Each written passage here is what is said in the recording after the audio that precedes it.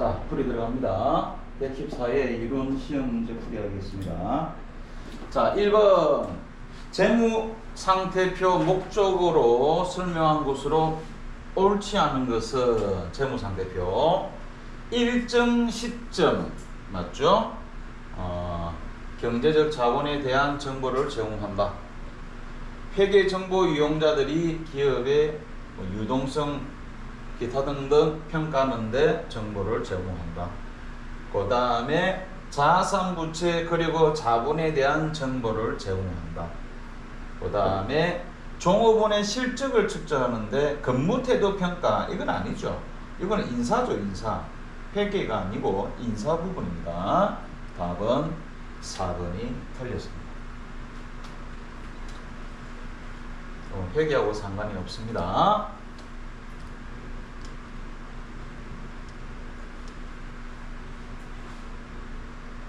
자, 2번 문제. 자, 재고자산의 단가 결정 방법 중 후입순출법 바르지 않는 것은 후입순출법은 뒤에 들어온 걸 먼저 나간다. 이래 되죠. 그죠?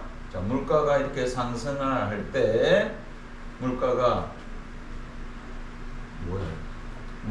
상승을 할 때 물가가 이렇게 상승할 때 뒤에 들어온 게 먼저 나간다. 그죠? 극단적으로 보면은 최근 걸 먼저 내보낸다. 그 뭐가 재고로 남아? 얘가 재고로 남죠. 후입의 재고. 그죠? 그리고 뭐야? 싼 게 재고로 남는다는 거죠. 싼 게. 싼 게 재고로 남는다. 그러면 어떻게 되는 거냐? 기초 플러스 매입해서 마이너스 기말. 이러면 매출원가가 나오죠.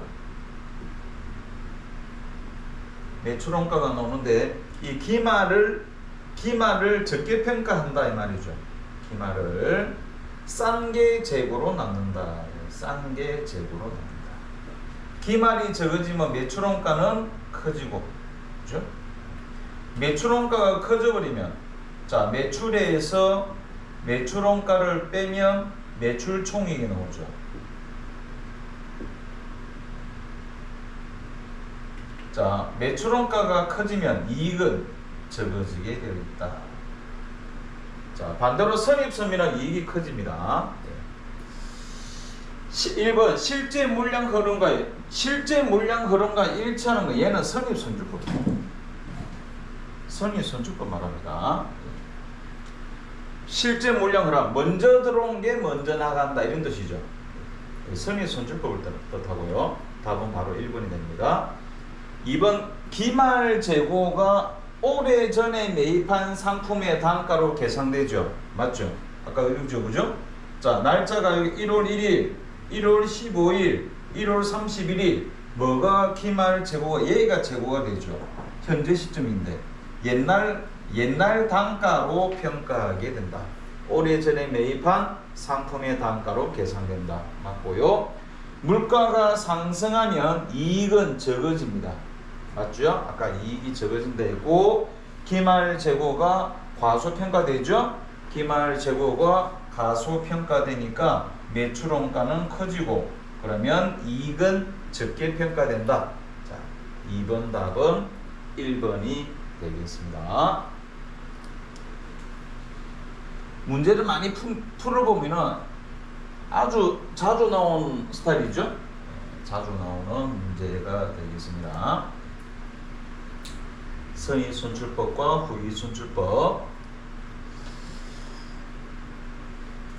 그 다음에 3번 문제. 자, 요 3번 문제는 좀 문제가 있죠. 요거는 좀 문제가 있는데, 수익인식 시점. 수익인식 시점. 이건 매출이죠. 언제 매출로 잡을래? 언제 매출로 잡을래? 자, 배당금 가장 올바른 것은 이렇게 되어 있죠. 배당금을 결의한 날, 결의. 수치한 날보다도 결의한 날. 여기 나와 있죠? 여기 나와 있네. 배당금은 그 받기로 그 금액을 받기로 확정된 날 상대방 회사에서 올해 얼마 줄게 하는 그때 배당금 수익 잡을 수 있습니다. 그때 수익 인식 수치한 날이 아니고 확정된 날. 자, 그 다음에 상품권 판매, 이거 자주 나오죠. 상품권은 뭐죠? 회수한 날이죠. 상품권 회수했을 때. 발행 아니죠. 그 다음에 장기 할부 판매. 장기 할부 판매는 판매 가격을 기간별로 안분하여 수익으로 인식한다. 자, 우리가 이 장기 할부 판매는 두 가지가 있었죠. 대가의 각 부분을 받기로 했을 때, 그죠? 대가의 각 부분을 받기로 했을 때.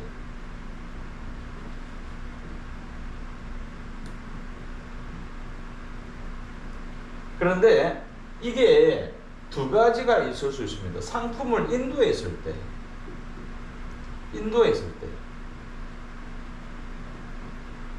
두 가지 볼 수 있습니다. 얘도 맞을 수 있다. 얘도 맞고요. 원래는 우리는 이렇게 배웠죠. 대가의 각 부분을 받기로 했습니다. 요거는 사실은 요거는 회계의 시점이고 얘는 부가가치세의 시점입니다. 서로 세법이냐 회계냐에 따라 가지고 사실 약간 다를 수가 있습니다. 다를 수가 있는데, 그래서 회계는 다른 문제를 보고 보는 거야. 그래서 자, 공사죠. 건설은 진행주의죠. 답은 4번이 맞습니다. 그러니까 다른 답을 보고 하는 거야. 다른 답을 보고.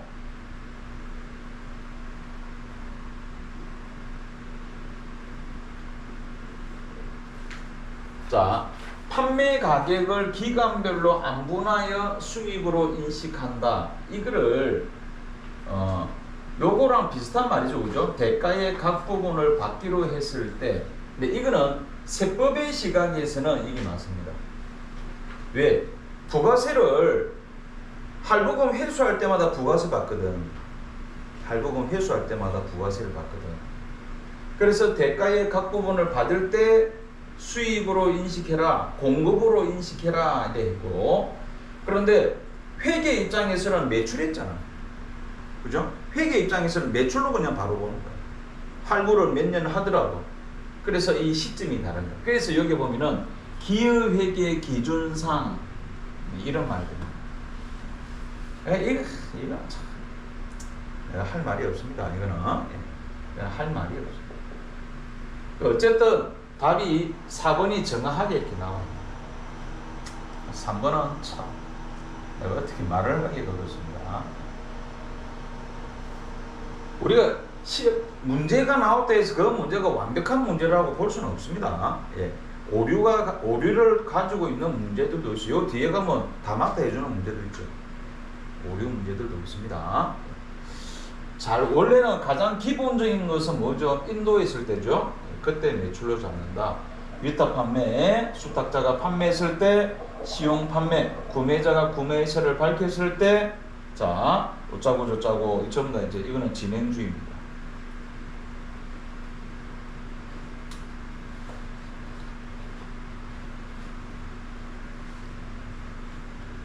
답은 4번이 되겠습니다.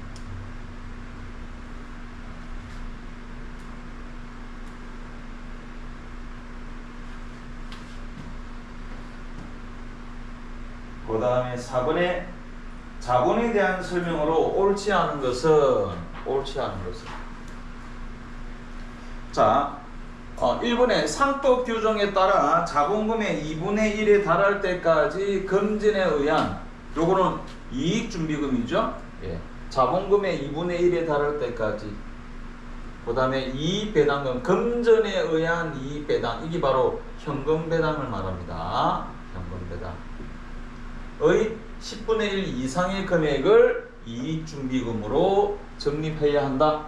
그래 상법 규정이라 했죠. 그래서 요 이익준비금을 법정적립금이다 라고 얘기하죠. 법정적립금 상법이라는 법. 그 다음에 주식 배당을 하면 자본금과 자본 총액은 변하지 않는다. 자 여기 보면은 여기 있죠. 이 주식 배당.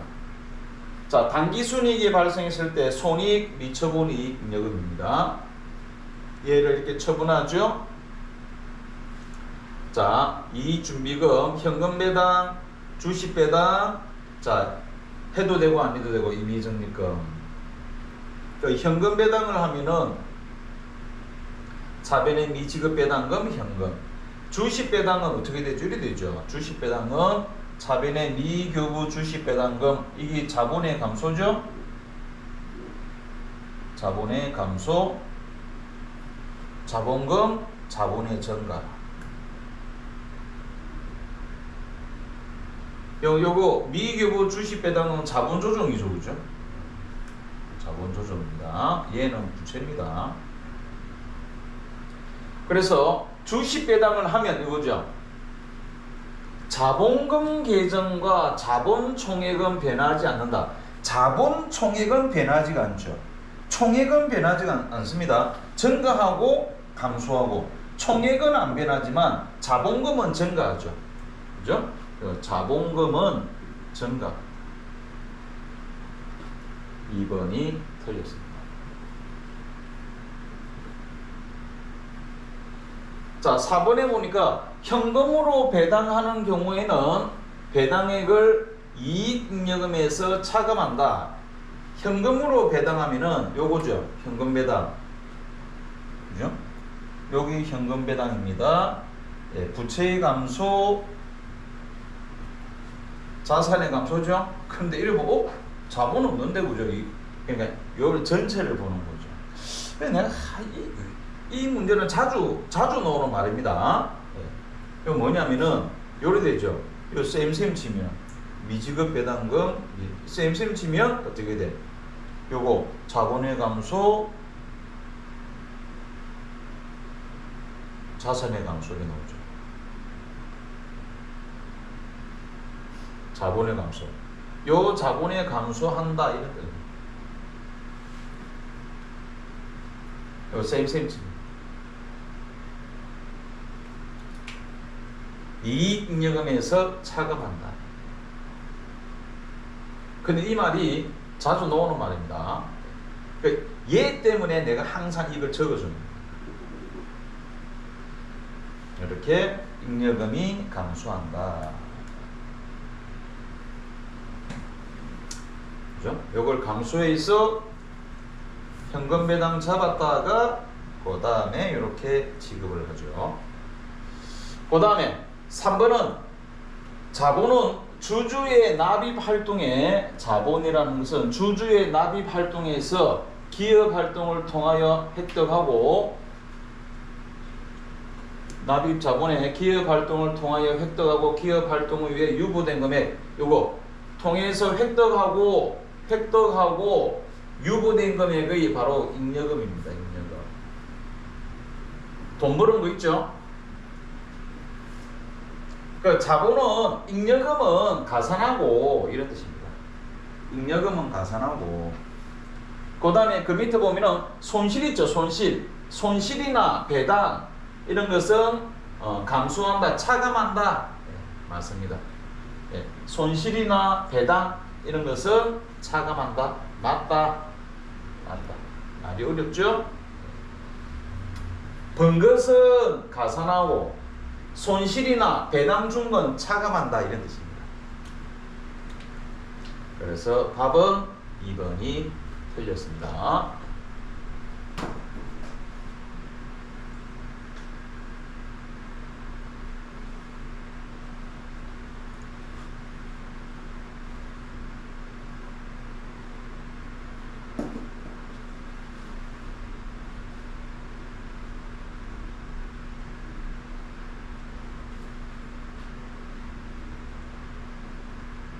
그 다음에 5번에 자, 시장성이 있는 유가증권의 취득 및 처분에 대한 내역이다. 아래 자료에 대한 설명으로 틀린 것은, 자, 이게 이제 뭐냐? 여기 이제 얘를 단기매매증권으로 분류할 때, 그죠? 또는 매도 가능 증권으로 분류할 때 어떻게 되냐 이런 뜻입니다. 자, 만약에 단기매매증권으로 부른다. 10주를 2만원에 주당 2만원에 이런 곱하죠. 20만원이죠. 그럼 단기매매증권 20만원, 현금 20만원. 이거는 매도 가능 증권 20만원, 현금 20만원이 되겠죠. 자, 그래가지고 평가하는 거야. 2023년 12월 31일 날 평가를 합니다. 자, 공정가치가 19,000원 된다. 떨어졌죠. 평가 손실, 그죠? 평가 손실 만원. 그러면 단기매매증권 평가 손실 만원, 단기매매증권 만원 이렇게 되겠죠.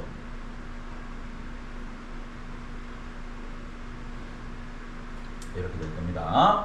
그런데 매도 가능 증권은 매도 가능 증권 평가 손실 대비의 매도 가능 증권 이렇게 될 겁니다. 얘가 뭐야? 얘는 손익이죠. 그죠? 영업의 비용이고 얘는 뭐죠? 기타 포괄 자본이죠. 기타 포괄 자본이 됩니다. 그 다음에 이제 처분하죠. 21,000원에 처분한다. 10주를 21만원에 처분하는 거죠. 그러면 대변에 단기매매증권 얼마? 19만원이죠. 그죠? 만원 뺐으니까 단기매매증권 19만원. 19만원. 그 다음에 현금 21만원. 처분이익 얼마? 2만원. 이렇게 되는 겁니다. 그런데 매도 가능 증권은 어떻게 되죠? 이거 뭐야? 이거 오타네. 매도 가능 증권. 그죠? 매도 가능 증권 오타입니다. 19만원이죠? 하고, 자, 현금 21만원이야. 자, 이렇게 다 팔았죠? 그럼 이거 뭐야? 얘 상기해 줘야 됩니다. 예, 매도 가능 증권 평가 손실 만원 상기해 줘야 됩니다. 그러면 처분이익이 얼마? 만원. 이렇게 되겠죠.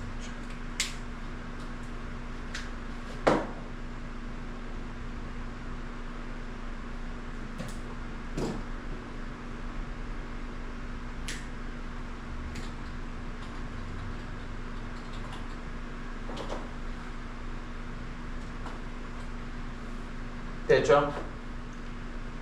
자, 그러면 먼저 1번 들어가겠습니다. 단기매매증권으로 분류할 경우 2023년 기말 장부가액은 20만원이다. 자, 요거죠. 장부가액은 이거 얼마? 설명으로 틀린 것은 틀리는데 장부가액은 얼마? 19만원이죠. 19만원. 단기매매증권으로 분류했을 때 2023년 기말 20만원에서 10만원 평가 손실이죠. 19만원. 틀렸고요. 2번은 매도 가능 증권으로 분류할 경우 처분 시 매도 가능 증권 처분이익은 만원이다. 맞죠? 처분이익 만원입니다. 맞습니다. 그 다음에 단기매매증권은 분류할 때 처분이익은 2만원이다. 맞죠? 처분이익 2만원이었습니다. 맞습니다. 그 다음에 4번 매도가능증권으로 분류할 경우 단기매매증권으로 분류하는 경우보다 단기순이익이 감소한다. 2024년도에 그렇겠죠. 왜? 24년도에 이때 보면 어떻게 돼? 단기매매증권은 처분이익이 2만원이고, 그죠? 매도가능증권은 처분이익이 만원이죠. 그 단기매매증권일 때 이익이 더 생기죠. 그죠? 매도가능증권은 더 적습니다. 그래서 감소한다. 만원이 감소하겠죠. 맞습니다. 그래서 5번 답은 1번이 틀렸네요.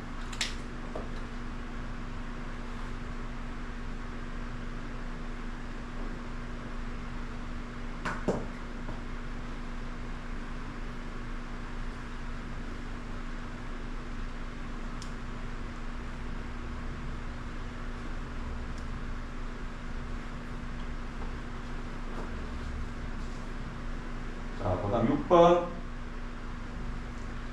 가공비에 해당하는 것은 자, 요 직접 재료비, 직접 농업비, 직접 제조비 얘들을 이 세 가지를 뭐라고 그래? 직접 원가. 다른 말로 또 기초 원가, 또 기본 원가 이렇게 다양하게 불러지고 있습니다. 예. 직접 원가. 요 간접 재료비, 간접 농업비, 간접 경비가 제조 간접비죠. 그래서 얘 둘이 더하면 뭐가 돼? 제조 원가가 되는 거죠. 그런데 여기서 재료비 빼고 나머지 얘를 뭐라고 부르죠? 얘를 가공비라고 부르죠. 그래서 직접 재료비 플러스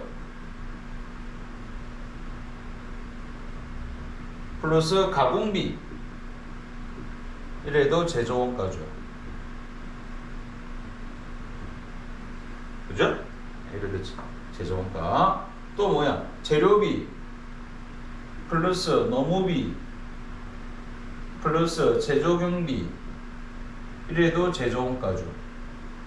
요 재료비, 농업비, 제조경비 이래도 제조원가가 됩니다. 제조원가를 다양하게 이렇게 말을 할 수 있습니다.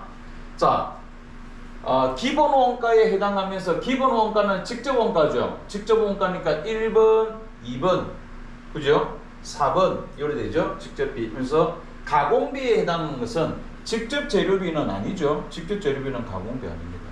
답은 2번이 되겠습니다.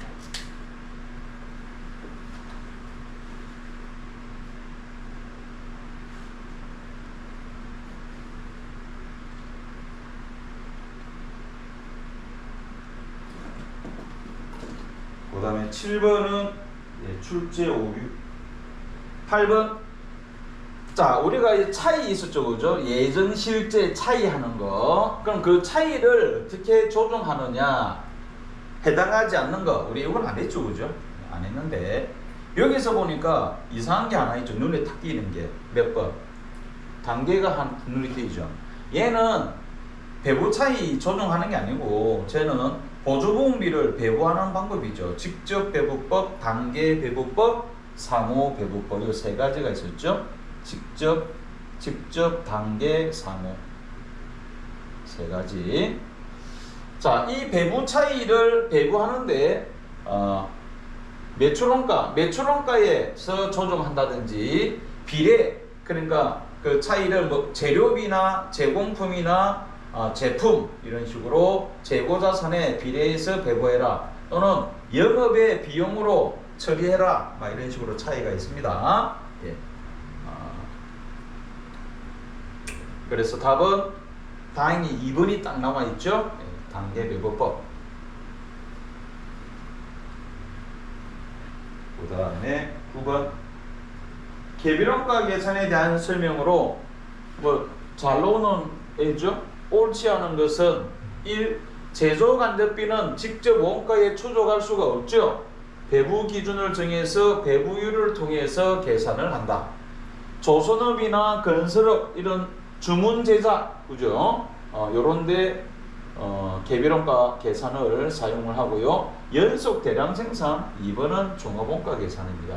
연속 대량 생산은 종합원가죠. 개별이 아니고. 그 다음에 실제 개별원가 계산은 제조간접비를 기말 전에 배부할 수가 없어 원가 계산이 지연되는 단점이 있다. 그렇죠. 그래서 예정 원가 계산하죠. 예정 원가 계산. 항상 기말가 되면 원가 계산을 해야 돼. 기말 되면 원가 계산해야 되는데, 예를 들어서 전기세는 이번 달에선 전기세는 언제 나오죠? 다음 달에 나오죠. 어떻게 알아요? 근데 대충 통밥 때리는 거죠. 그게 바로 예정 원가 계산입니다. 예, 신속한 원가 계산을 목적으로 예정 원가 계산을 한다. 실제 원가 계산하면 이런 단점이 있다. 그 다음에 10번 문제. 공송 틀린 것으로 공송. 자, 공송이 뭐죠? 표준 미달 제품 분량이죠. 정상품을 생산하는 과정에서 불가피하게 발생하는, 그렇죠? 제품을 만드는데 불가피하게, 그죠? 정상적인 과정에서 발생하는 겁니다. 그게 정상이죠. 정상품을 생산하는 과정에서 불가피하게 발생하는 개입된 공순을 정상, 이건 어쩔 수 없죠. 불가피하게. 우리 회사는 100개 만들면 1개는 불량이야. 딱 이 나오는 거야. 해보니까. 자, 그건 정상적인 환경에서도 발생하는 건 어쩔 수 없습니다. 그건 정상 공순이죠. 이거는 예측이 가능하죠.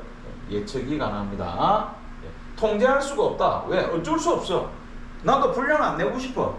그런데 희한하게 100개 만들면 1개 불량이야. 이런 의미입니다. 자, 그 다음 비정상적인 것은, 자, 정상적인 환경이 아니죠. 자, 비정상은 우리가 통제가 가능합니다. 비정상은 통제가 가능합니다. 통제가 가능한데, 이게 뭐야? 원가에 가산한다? 이게 틀렸죠. 뭐? 영업의 비용으로 처리하지. 영업의 비용으로 처리합니다. 틀린 것은 4번이 되겠네요. 자, 비정상은 능률적인 생산 조건 하에서는 발생하지 않죠. 그렇죠. 발생하지 않습니다. 네. 됐죠? 자, 정상은 우리가 어쩔 수 없습니다. 정상은 정상적인 작업 환경에서도 발생한다. 요거는 이제 원가에 가산하죠.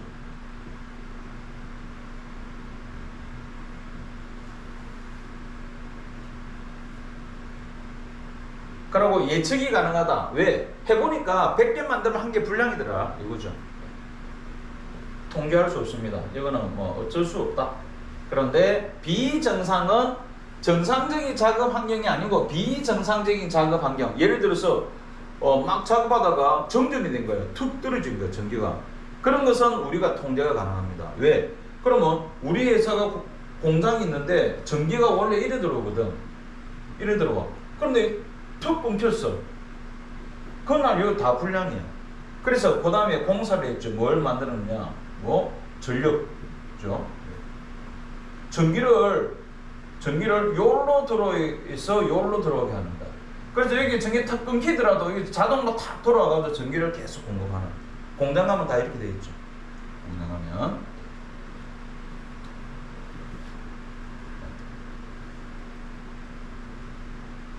자, 그 통제가 가능하죠. 답은 4번이 틀렸습니다.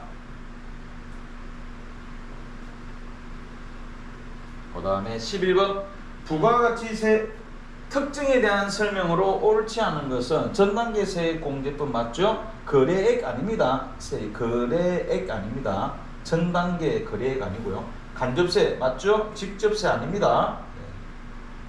직접세 아닙니다. 그 다음에 그렇죠. 소비세죠. 그죠? 소비세. 그죠? 우리가 일반 소비세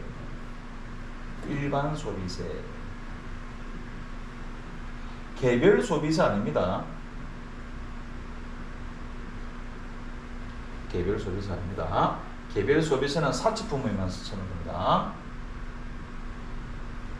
그 다음에 생산지국 아니죠. 소비지국 답은 4번이 되겠습니다. 내가 강조했던 부분이죠.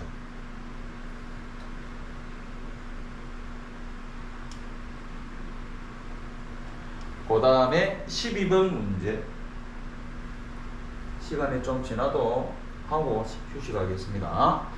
안분계산, 우리 공통매입 안분계산 할 때, 자, 생략 안분계산을 안 하는 경우, 자 5만원 미만이면 안 합니다. 공통매입세가 5만원 미만이고 5% 미만이면 안 합니다. 그 다음에 500만원 이상, 500만원 이상은 해야 됩니다. 500만원 이하면 안 합니다. 500만원 이하면 안 합니다. 자, 500만원 이상이면 해야 됩니다. 공통매입세가 없으면 안 하죠. 자, 그러면 답은 다가 되겠습니다. 500만 원 이상이면 해야 됩니다. 공통 매입세가. 우리 요거는 배웠죠. 5% 플러스 마이너스 5%면은 우리가 재계산한다 막 이런 거 있었죠, 그죠? 공통 매입세 계산. 5만 원 미만이면 안 한다. 없으면 안 하죠.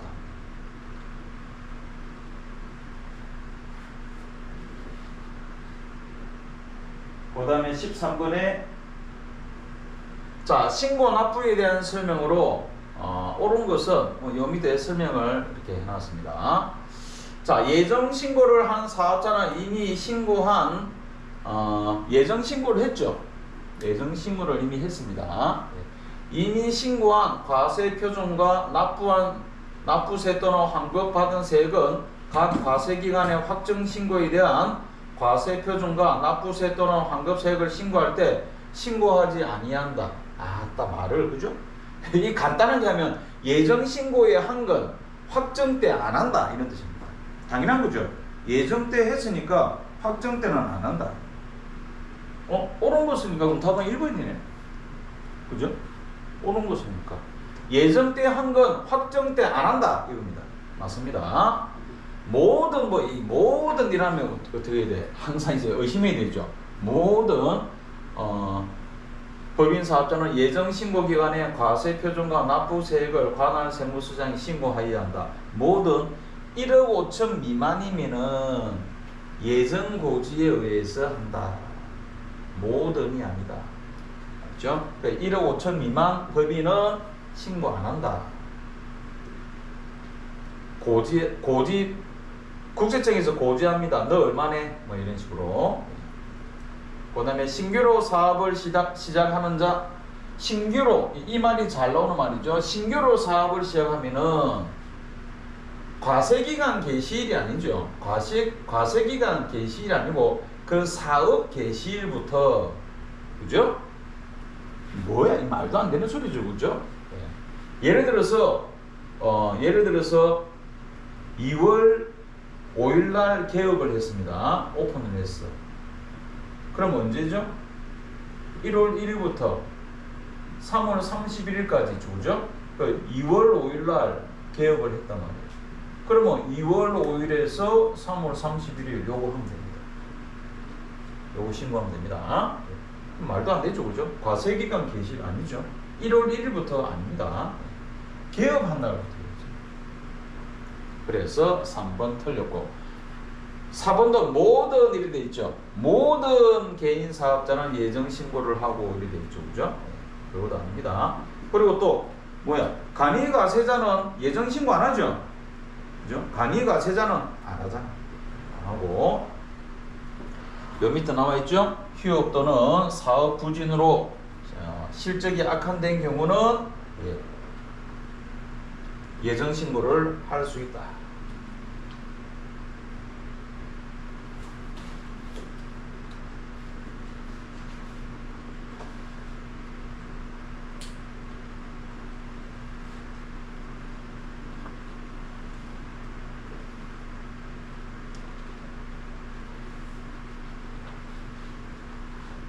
그다음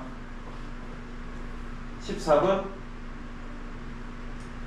자, 소득세법상 그 과세 방법 뭐죠? 분리과세. 여기서 분리과세 눈에 띄는 딱 하나 있죠. 몇 번?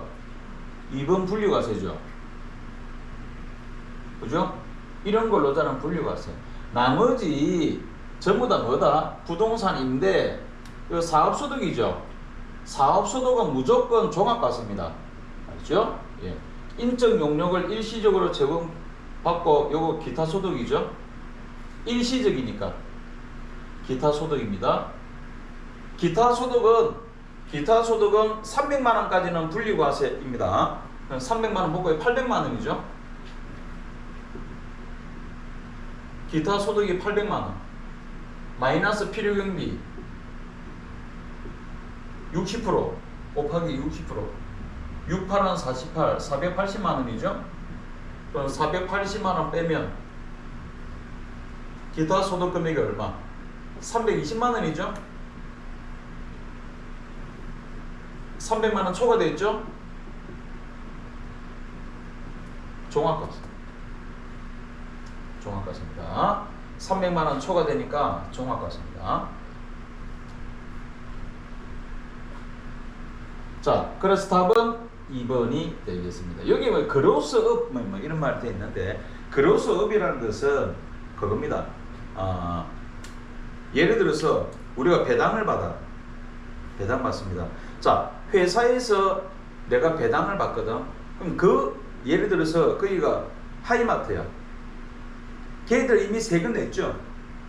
배당 소득 세금 냈습니다. 근데 그거를 내가 또 받았죠. 그럼 내가 또 내야 돼. 이겁니다. 이중과세. 그렇죠? 자, 그런 부분을 뭐 또 따로 계산한다 했는데 우리는 신경 쓰지 마세요. 자, 그래서 답은 2번. 2번은 분리과세, 나머지는 종합과세입니다. 배당 소득 2천만 원 초과 종합과세. 그 다음에 15번에 자, 총수익 금액에 예를 들어서 총수익, 매출이죠. 매출로 잡아야 되는 것 이겁니다. 총수익 금액에 산입해야 하는 것. 자, 이런 부가세는 매출 아니죠. 그죠? 얘는 아니지. 부가세는 잡으면 안 되죠. 그 다음에 여기 3번에 보면은 고정자산 매각, 예를 들어서 토지 팔았어. 토지 팔았으면은 양도소득세 냈겠죠? 요거도 빼면 빼입니다.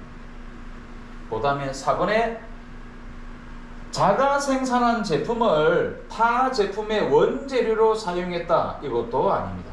우리가 만든 제품을 그거를 다른 제품 만드는데 원료로 사용을 했다. 역시 이것도 요거 매출이 아니죠. 매출이 아니잖아. 우리가 만든 제품을 원료로 썼다. 매출 아닙니다.